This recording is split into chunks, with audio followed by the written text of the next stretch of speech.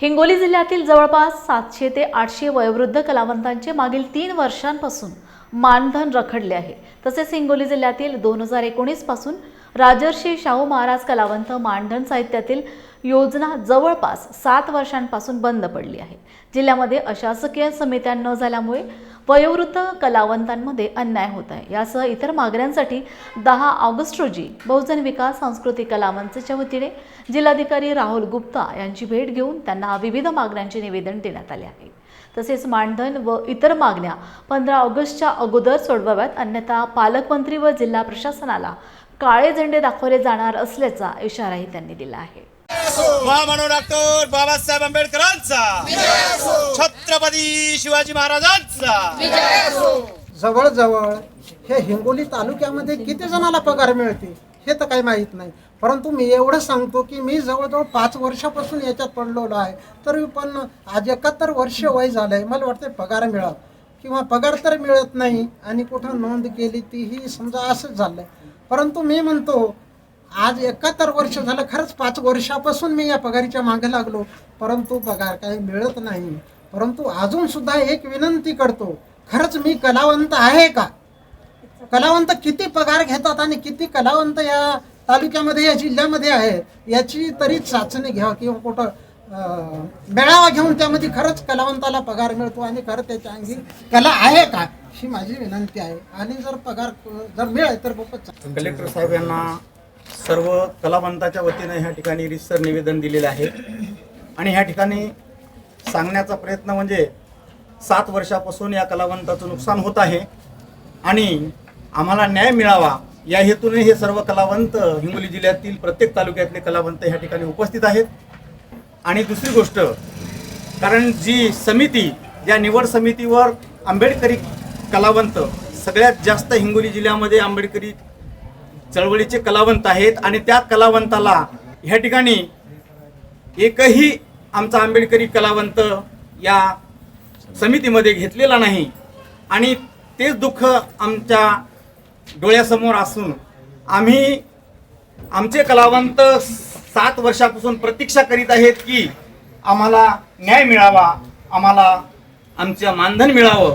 परंतु या शासनाच्या भूलतान कारभाराला खरोखर आंबेडकरी चळवळ ह्या ठिकाणी आज सर्व आंबेडकरी कलावंत, आंबेडकरी चळवळीचे कलावंत ह्या ठिकाणी उपस्थित राहून रितसर निवेदन देऊन कलेक्टर साहेबाला आपण सर्व आंबेडकरी कलावंतांच्या वतीनं, जिल्ह्यातील सर्व कलावंतांच्या वतीनं आपण निवेदन दिलेलं आहे।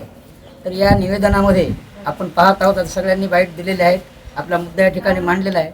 मी त्या सर्वांना या ठिकाणी जशास तसं माझी पण त्याप्रमाणे इच्छा आहे आणि जास्ती मी बोलणार एवढंच सांगणार आहे की बॉडी जरी समजा दुसरी, आता सांगितलं की बॉडी बरखास्त झाली पाहिजे पहिली बॉडी, पण आता जी बॉडी करायची तर त्या बॉडीमध्ये मिनिमम 4 ते 5 कलावंत हे आंबेडकरी विचाराचे आणि खरे कलावंत असले पाहिजे, अशी सर्व आंबेडकरी कलावंतांची ही मागणी आहे। रितसर मागणी शासनाने ही मान्य करावी आणि लवकरात लवकर या सर्व कलावंतांना न्याय द्यावा हीच या ठिकाणी विनंती करतो। म्हणजे कलावंतावर अन्याय होत आहे तरी पगारी प्रत्येकाच्या होत नाहीत, कारण बरेच कलावंत त्यांचं पूर्ण आयुष्य जाते की फायली टाकतात पण एकही मंजूर होत नाही आणि जवळजवळ आता 2019 पासून तर पूर्ण बंद झालेलं आहे।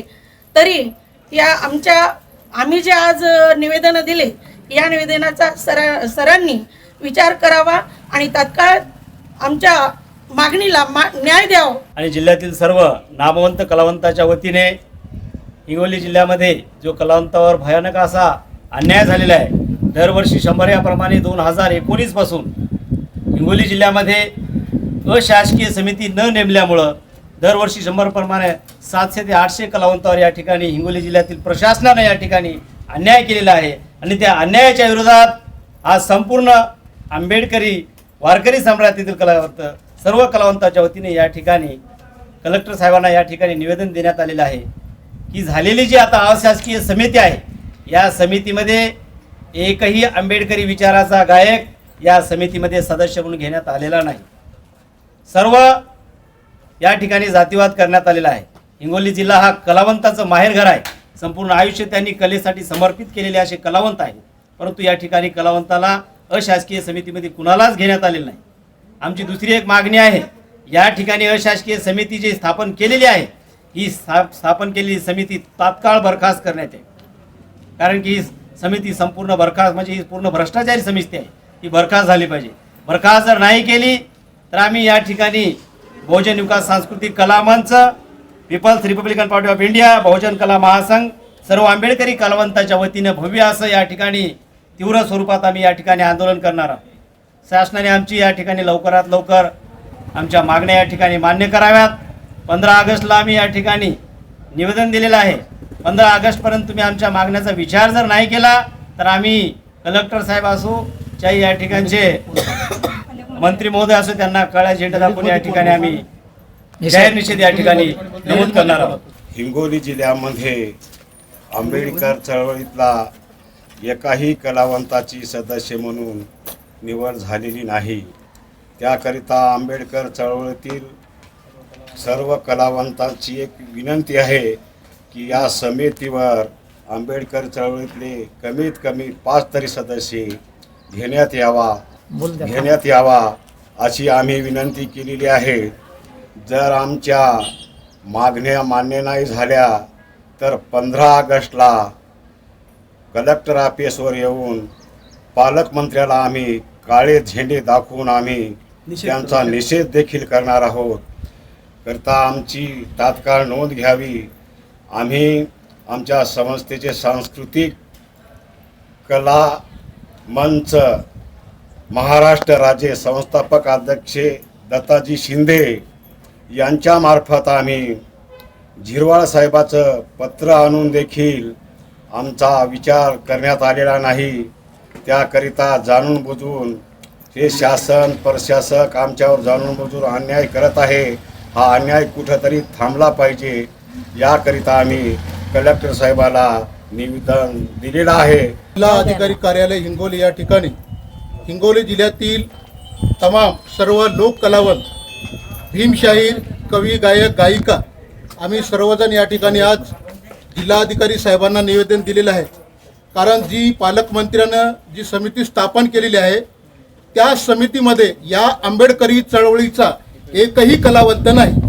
आणि जास्तीत जास्त या हिंगोली जिल्ह्यामध्ये डॉक्टर बाबासाहेब आंबेडकर चळवळीचे कलाकार जास्त आहेत, जेणेकरून ज्यांना आपलं आयुष्य पूर्ण या चळवळीमध्ये भीमगीताच्या माध्यमातून महापुरुषांचे गीतं गाऊन, पोवाडे गाऊन, अनेक समाज प्रबोधनाचे कार्य करून त्यांना अजूनही मानधन या ठिकाणी मिळत नाही. तेव्हा आमच्या सर्व कलावंताची ही मागणी आहे की इथली जी समिती झालेली आहे ती समिती आपण रद्द करावी आणि त्यामध्ये प्रत्येक तालुक्यातील एक आंबेडकरी चळवळीतील कलावंत घ्यावा ही आमची सदस्य म्हणून ती आमच्या सर्वांची मागणी आहे. एवढंच या ठिकाणी बोलतो. बहुजन कला महासंघ व सर्व संघटना, कलावंत आंबेडकरी संघटना, गायक लोकांच्या सर्व संघटना आज या जिल्ह्यातील सर्व कलावंत या ठिकाणी उपस्थित होऊन कलेक्टर साहेबांना निवेदन दिलेलं आहे की आज 5 ते 7 वर्षापासून कलावंत मानधनापासून वंचित आहेत.